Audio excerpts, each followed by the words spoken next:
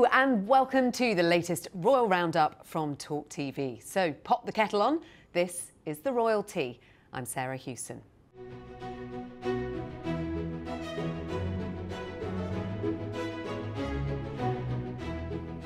The royal family continue to turn a blind eye to spare, while King Charles is asking to donate crown revenue to the public good. The royal's reputation may be steadily recovering, but could there be trouble ahead, as it's alleged Andrew wants his title back? Joining me in the studio to discuss this are royal commentator and TalkTV regular Afua Hagan, royal photographer Arthur Edwards and The Sun's royal editor Matt Wilkinson. Hello to all of you. Good morning. Let's kick off with King Charles, who has asked for a surge in profits from a £1 billion per year Crown Estate offshore wind farm deal to be used for the wider public good rather than for the royal family. What do you make of this? Matt, I want to get the background to this. A wind farm deal benefits the royal family how when he's handing it back? Shall I take you on a little history lesson? Yes, if you could. Fine. So way back, I think in the 1690s, there was a system where the king gave up his funding for the army and the civil service, and he was getting money from the government. Okay. Later, that became the civil list when King George III decided that, or said that he couldn't actually meet his obligations. So for about over 200 years, the government would pay money based on revenue from the Crown Estates up until about 2011, when it all changed. The Crown Estate is the property and land portfolio. It was hereditary lands, agriculture, seabeds that the royal family would receive money from, and then it all changed to a percentage in 2011. The problem with that is that as the Crown Estate's revenue grows, the royal family would then get more money. So this deal, as you say, is, I think we're talking billions, £10 billion over a decade, which would have meant the king would in theory have received up to £2 billion over 10 years. So it would be politically and morally wrong for him to take the money.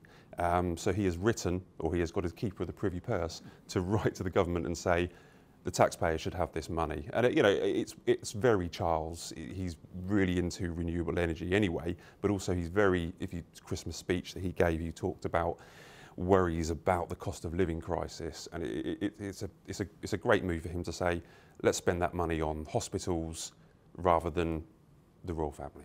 Yeah, I mean, from a PR point of view, he didn't really have any option on this, did he, Afua? Because someone who's campaigned so hard on the environment and renewable energies to be then seen to be profiting from green levies, rising energy prices, that wouldn't be good. Yeah, definitely. It would not have sat well with a lot of people if, like you say, someone who's campaigned so hard for us to be using green energy was then profiting from it. But also, this is a masterstroke in PR, in that this is a great news story for the royal family. And like you so rightly said in his speech, he talked about the cost of living crisis, how it was affecting people, and it's something that's still biting and is going to be biting for quite a while.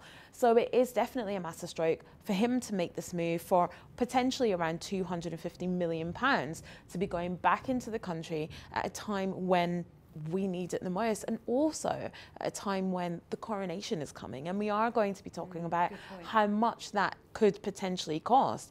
I think this is a PR masterstroke and a great move for the country's purse, definitely. And is this a sign, as he alluded to in his Accession Council speech, Arthur, that he's looking at how the monarchy is funded, one of his ways of modernising the monarchy? Yeah, of course, and he's trying to make him, self-sufficient. The thing about the king is that all his life he's raised millions and millions for charity anyway. He's always giving, when we go to a disaster area, he always leaves a cheque. He's just a very generous man that way. But as Matt said, this is a thing goes back hundreds of years, and it should no longer be anyway. I mean, if they've got a wind farm in the sea there, then they should really take the revenue. He's just being, I think, just doing the right thing. Like you say, it's a PR, but he wouldn't look on it as a PR thing. He would think it would just be the right thing to do.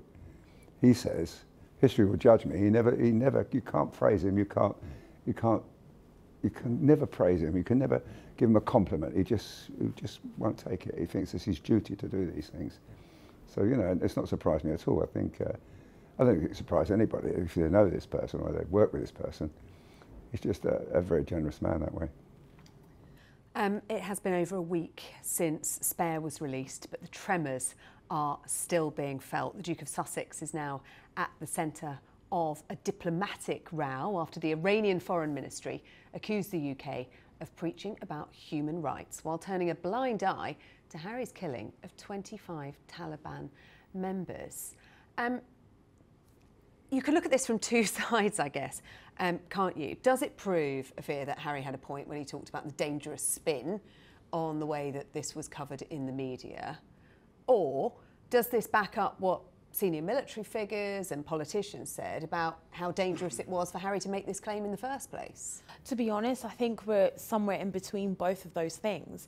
I think we definitely have to talk about the dangerous spin and also the taking out of context, different things that was said in the book. You know, people really took exception to him putting a number on how many Taliban fighters he'd killed, and also talking about saying they were chess pieces. But when you really read those passages about Harry talking about what it's like in the theatre of war, I don't think it was a boast at all. I also think this is a real reach by the Iranian government to deflect from the fact that you've killed a British Iranian citizen, Mr. Bakari, who was accused of spying, who was beaten in jail and beaten for a confession before he was killed by the Iranian government. And when they're so very rightly called out for that and various other human rights abuses, you're talking about Prince Harry. It's an absolute reach. I mean, he wasn't talking about Iranian fighters, was he, in any way, shape or form?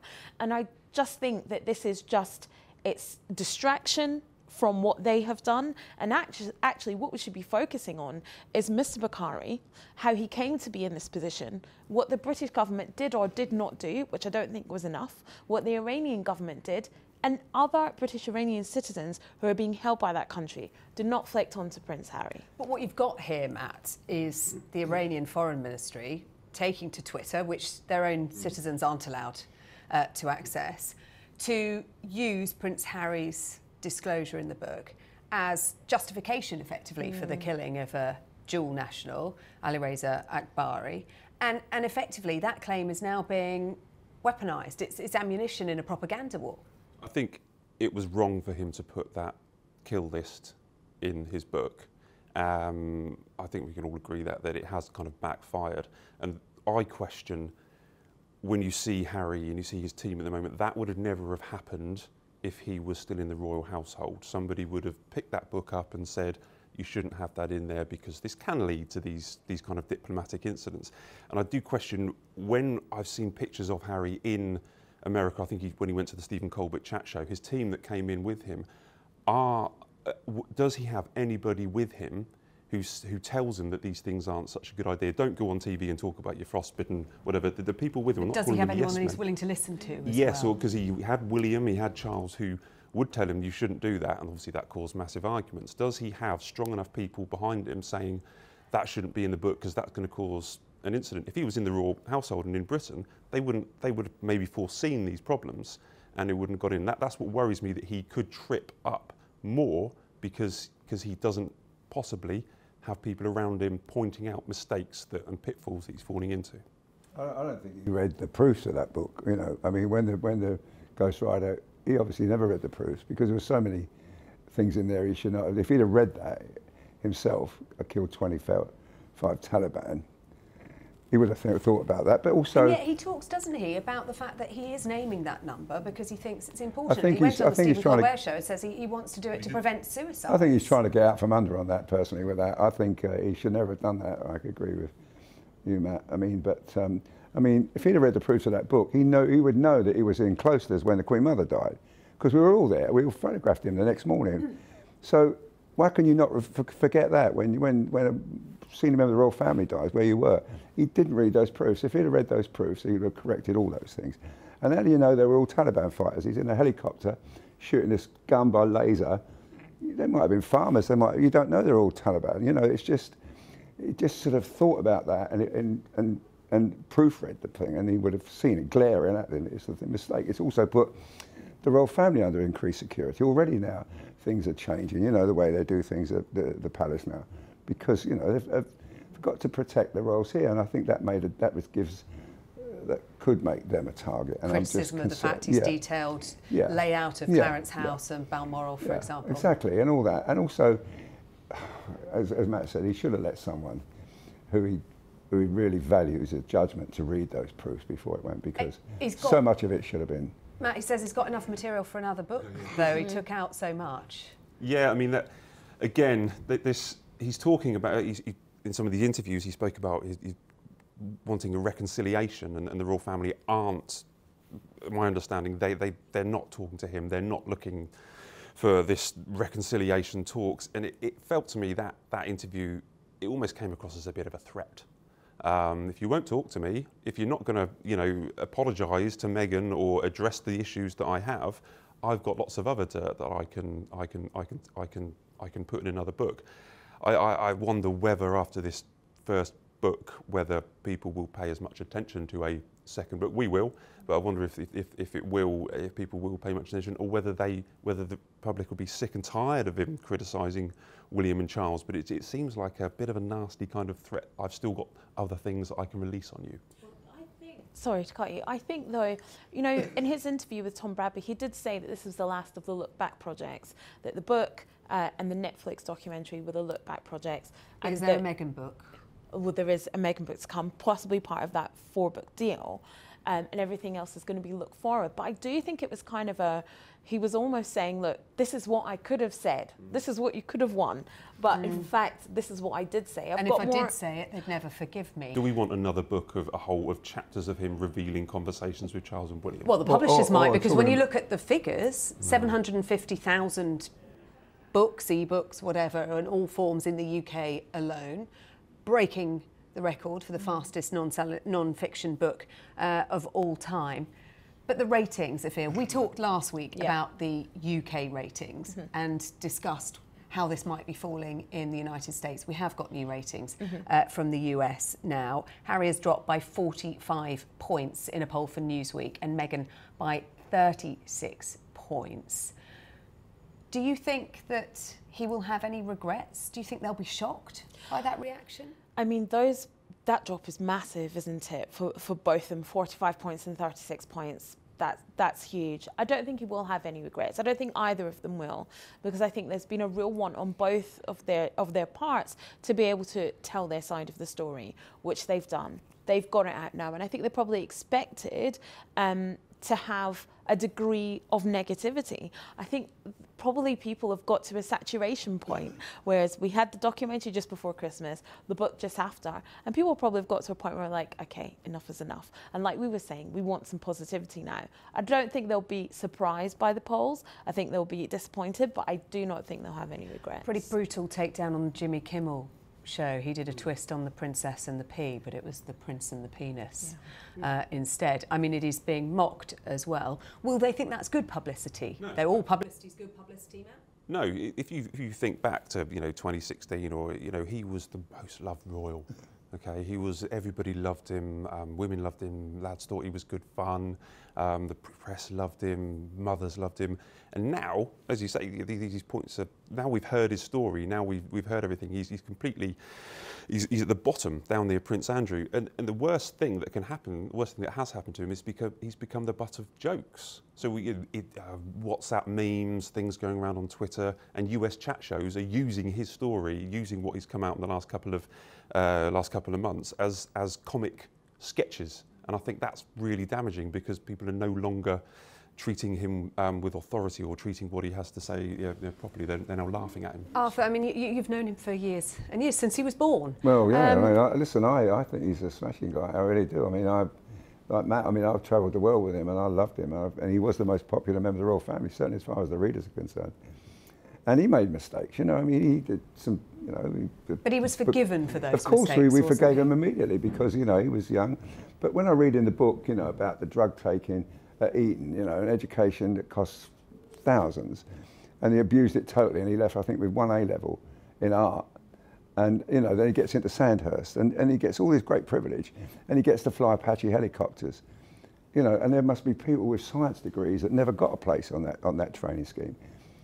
And I feel, that's the privilege he's had, and he's had all that and he's enjoyed all that, and now he's trashing it. And I just think, what's wrong with him? There's something wrong with him, because, you know, he's a really decent guy, Sarah. You know, you always go to the pub with him at the end of the tours, and he'd get all the, you know, he'd tell you what he thought was wrong with you, and you tell him what you thought was wrong, and it was really brilliant.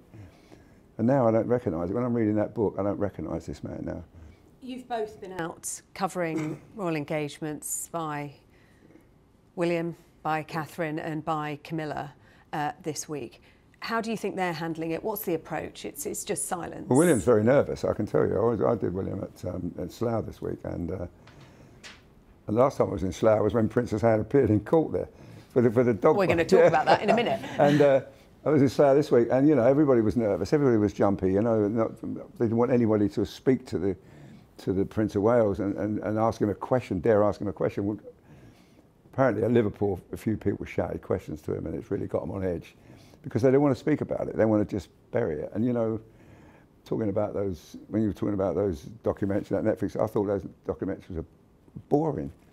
I thought, you know, they just went on and on and on about the same sort of moaning all the time. It was just, and I think, and I was reading in the Times this morning that their approval rating in America is going down now. All the, you know, the lovely Meghan. I mean, it's no longer working for them. So I don't think this book's done them any good. I think, in fact, it's done them a lot of harm.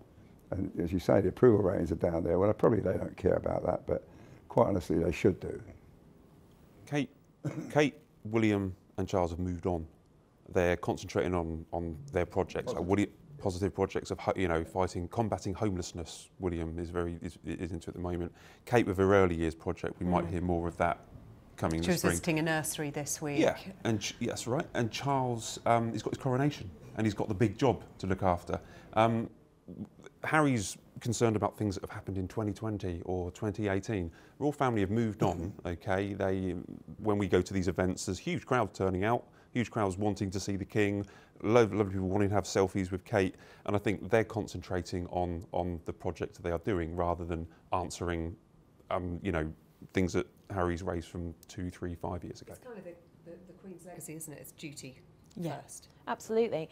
And that's their jobs. You know, that's what they're there to do. They're there to raise awareness of these different projects, whatever they're passionate about, raise money for the charities and the places that they visit on the day. That's really, really important and a huge part of why they go to these places in the first place. And I think good for them for keeping calm and carrying on. You know, there was lots of chat about, will we hear a statement from Buckingham Palace or from Kensington Palace?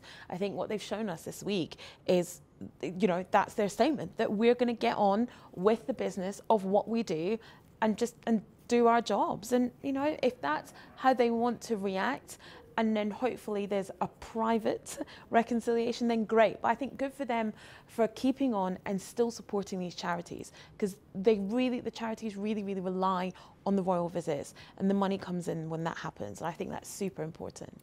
Well, another problematic member of the family, Prince Andrew, according to reports today, he wants his HRH title back and will start using it in a low-key way to test the water if Charles agrees. I think in his heart, it's his brother. I don't think he wants to see his brother suffer like this, but I think it's got to get the timing right, and I think it's too early now to do that. It's a bit difficult though, isn't it, Matt, because there was a settlement paid out. I don't think everybody should suffer forever.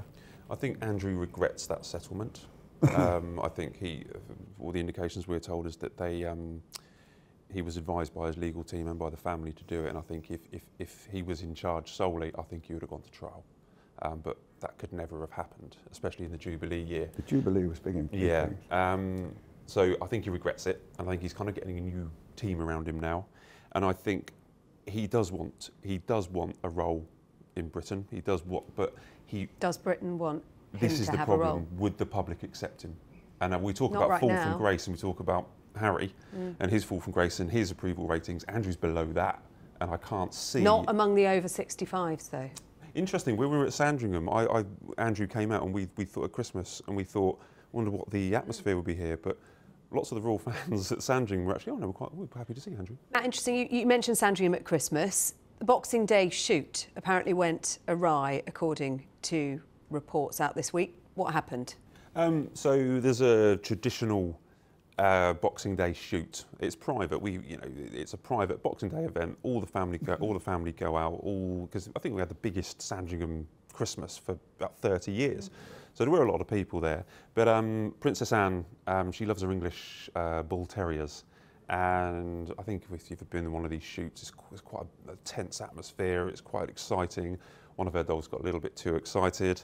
He took it off the leash and the muzzle, and it attacked one of the gamekeeper's dogs, sunk its teeth into its ear, lots of blood, lots of screaming, everyone coming over, pulling the bull terrier off. Luckily, no one was hurt, and the police weren't called, RSPCA weren't involved, but she does have history with these dogs. And I think you referenced earlier about when she was in court. The Dangerous Dogs Act, yeah. Before we finish, Arthur, it's not just Spare. Spare has competition, because you've got a book out. Well, yeah. Behind the Crown. It is here in front of us.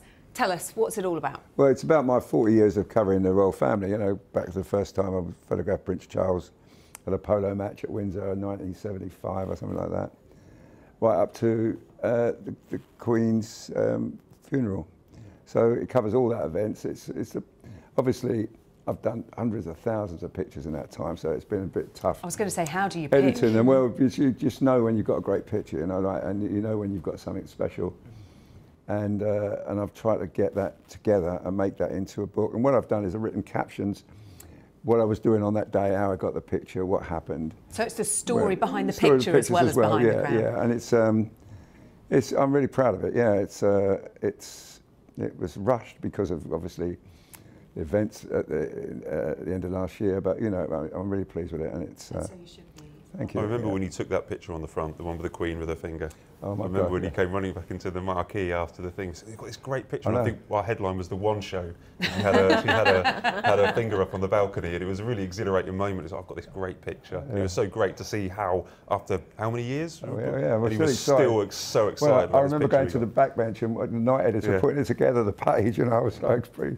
Because every photographer, when you do all the royal weddings I've ever done and the things, you always want to get the front page picture. That's your main role. But it's not just a picture, is it? You're looking in the editorial side as well, because you know what's going to make and I really the was excited about that, you know. And when I got William kissing Catherine on the balcony, you know, I was so pleased about that. And then it happened again, you know, and it was like, but you know, of course you just want, you know, there's thousands and thousands and thousands of pictures taken at a royal wedding, any big event like that. And you've got to make sure your picture is picked, because only the best picture will get on the front. And when I got it, I was so thrilled. And the great caption. And I really love it. I sent that picture to the Queen as well. So, you know, it was a really nice... Did you get a response? Well, no, I don't think so. I mean, I sent a lot of them to her. I used to do a lot of things, little like private things for her, like pictures for her. But no, I was thrilled with that, yeah. And in fact, many of the pictures in there, you know, some of the stories that I tell with that is great, you know, like that's Queen. An entire programme in itself, yes, Arthur. Yes, indeed. Yeah, Arthur's stories behind those pictures. Yeah. And that is all we've got time for. Many thanks to Afua, Matt and Arthur. We will be back next week with all of the latest on the royal family. We hope you can join us again. We'll see you then.